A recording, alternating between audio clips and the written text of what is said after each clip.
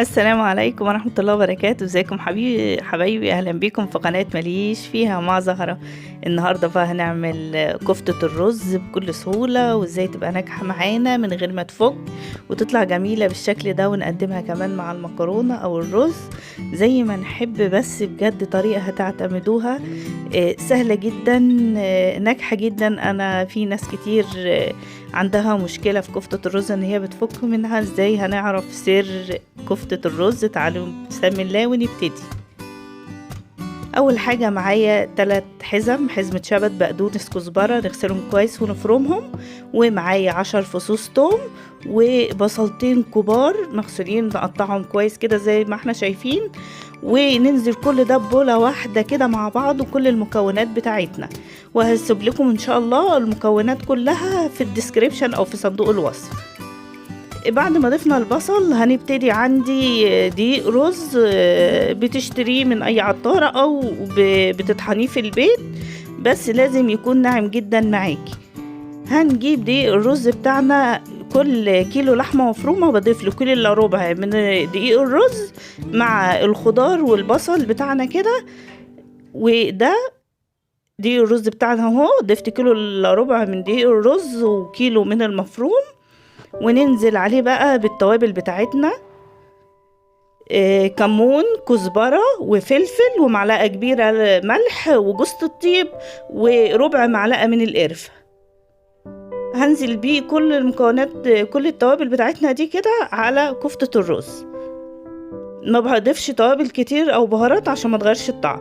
وهنزل بقى عند الكبة بتاعتنا، نخلط كل ده ببعض. وانا بضرب في الكبة كده بتاعتنا بضيف 3 معالق مية في اثناء الكبه ما بتبقى شغاله. بضيف 3 معالق من الميه كده صغيرين، بيلموا لي العجينه ويظبطوا لي، بيخليها تتفرم كويس جدا وتطلع معايا بالشكل اللي انا شايفاه ده. ونبتدي بقى، بتبقى متماسكه وشايفينها ازاي ما بتلزقش في ايديا. نبتدي ندهن ايدينا دهنه زيت خفيفه كده، ونشكلها بالطريقه اللي احنا عايزينها، كور زي ما انا شايفه كده، او صوابع زي ما بنحب. انا الولاد عندي بيحبوا كور صغيره كده مع المكرونه. ونبتدي نشكلها كده وننزل بيها في زيت مغلي، نحمرها كويس جدا بالشكل ده، ولازم تتحمر كويس معانا. وهنا معايا معلقتين كبار توم مفروم ومعلقه سمنه، بنزل بيها كده احمرها كويس كده التومه، وانزل بفلفل وكمون وكزبره وملح ومعلقه من السكر، وانزل بعصير الطماطم كده واسيبها تغلي وتتسبك كويس جدا. وبعدين لمجرد ما اتسبكت نزلت بالكفته بتاعتنا بالظبط 3 دقايق، علشان الكفته الرز ما يفكش منك من كتر ما هي بتغلي، وتسيبيها على النار تفضل تغلي مع الصلصه 3 دقايق بالظبط. من بداية الغلية، بداية ما نحط الكفتة كده 3 دقايق، ونقفل عليها ونسيبها 5 دقايق كمان. هتطلع بالطريقة التحفة دي، وطعم الرز اصلا مش باين فيها، حلوة جدا، مش فكة، ما بتبش وتفك مني كده وتقل الصلصة بتاعتي. شايفين الجمال والحلاوة؟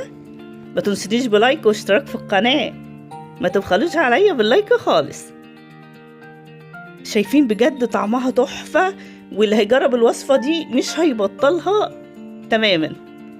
ونبتدي نقدمها بقى مع مكرونة، شوية مكرونة مسلوقين كده قلبناهم مع معلقتين زيت. ونبتدي نقدم معاهم الكفتة او رز بشعرية زي ما احنا بنحب، او بعيش، مش هتقول لأ. وشايفين الجمال والحلاوة؟ بجد كانت اخر طعمة. ما تنسونيش بلايك كمان مرة، وانتظروني في فيديو جديد على قناة ماليش فيها.